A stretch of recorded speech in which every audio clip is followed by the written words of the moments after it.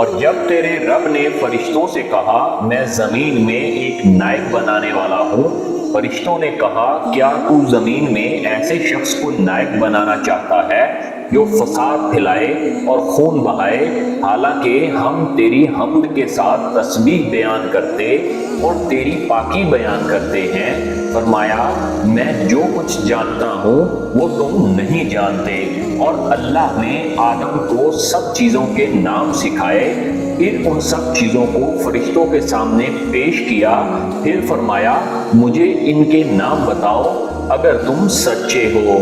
انہوں نے کہا تو پاک ہے، ہم تو اتنا ہی جانتے ہیں جتنا تو نے ہمیں بتایا ہے، بے شک تو بڑے علم والا حکمت والا ہے۔ فرمایا اے آدم ان چیزوں کے نام بتا دو۔ پھر جب آدم نے انہیں ان کے نام بتا دیے، فرمایا کیا میں نے تمہیں نہیں کہا تھا کہ میں آسمانوں اور زمین کی چھپی ہوئی چیزیں جانتا ہوں، اور جو تم ظاہر کرتے ہو اور جو چھپاتے ہو اسے بھی جانتا ہوں۔ اور جب ہم نے فرشتوں سے کہا کہ آدم کو سجدہ کرو تو انہوں نے سجدہ کیا، مگر ابلیس کہ اس نے انکار کیا اور تکبر کیا اور کافروں میں سے ہو گیا۔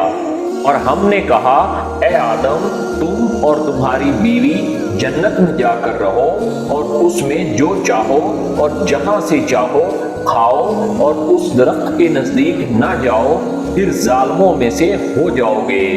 پھر شیطان نے ان کو وہاں سے ڈگمگایا، پھر انہیں اس عزت و راحت سے نکالا کہ جس میں تھے، اور ہم نے کہا تم سب اترو کہ تم ایک دوسرے کے دشمن ہو، اور تمہارے لیے زمین میں ٹھکانہ ہے اور سامان ایک وقت معین تک۔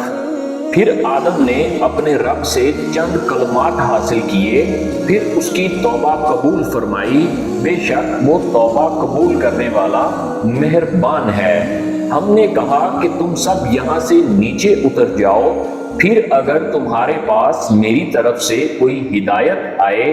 پس جو میری ہدایت پر چلیں گے ان پر نہ کچھ خوف ہوگا اور نہ وہ غمگین ہوں گے، اور جو انکار کریں گے اور ہماری آیتوں کو جھٹلائیں گے